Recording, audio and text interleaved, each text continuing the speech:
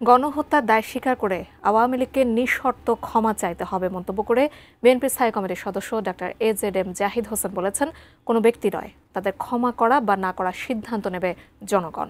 অন্যদিকে বিএনপির সিনিয়র যুগ্ম মহাসচিব রুহুল কবির রিজভী বলেছেন, প্রধান উপদেষ্টার সাম্প্রতিক বক্তব্য নির্বাচন নিয়ে মানুষের মধ্যে অনিশ্চয়তার সৃষ্টি করেছে। বুধবার জাতীয় প্রেস ক্লাবে আন্তর্জাতিক প্রবীণ দিবস উপলক্ষে এক আলোচনা সভা, যেখানে বিএনপির স্থায়ী কমিটির সদস্য ডক্টর AZM জাহিদ হোসেন বলেন, ফেব্রুয়ারির মধ্যে নির্বাচনের অপেক্ষা করছে জনগণ। নির্বাচিত জনপ্রতিনিধিদের মধ্যেই দায়বদ্ধতা ও জবাবদিহিতা থাকে। যখন আপনাকে কেউ দায়িত্ব দিবে, দায়বদ্ধ থাকবে, তখন আপনি অ্যাকাউন্টেবিলিটি থাকবে, দায়বদ্ধতা থাকবে। RFL অডিটর, বাঁকা হয় না, ফাঁকা হয় না, আর ভাঙা এক কথায় অসম্ভব।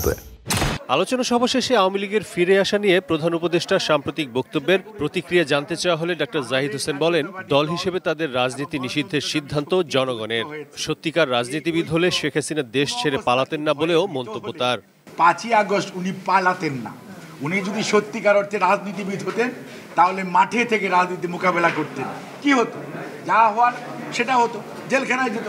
আনকন্ডিশনালি জনগণের কাছে ক্ষমা চাইতে হবে, যেটা জনগণ সিদ্ধান্ত নেবে ক্ষমা করবে কি করবে না।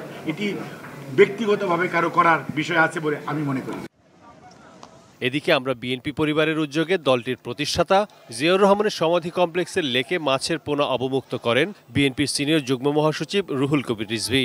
এরপর বিদেশি গণমাধ্যমে অন্তর্বর্তী সরকারের মেয়াদকাল নিয়ে প্রধান উপদেষ্টার বক্তব্যের প্রতিক্রিয়া জানান।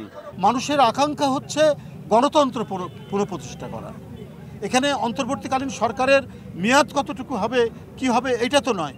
যত তাড়াতাড়ি সম্ভব আপনি নির্বাচন দেবেন, এটা মানুষ চায় এবং আপনার প্রতি সেই আস্থা রেখেছে। আপনার এই কথার মধ্যে দিয়ে আরেকটি অনিশ্চয়তা তৈরি হলো যে তাহলে আপনার মনের মধ্যে কি কাজ করছে। রুহুল কবির রিজভী বলেন, জামায়াতে ইসলামী অন্তর্বর্তী সরকারের ছায়া সরকার হিসেবে কাজ করছে।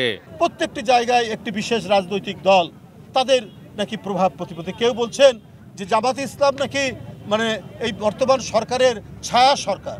আরিফ জামাল, এটি নিউজ, ঢাকা।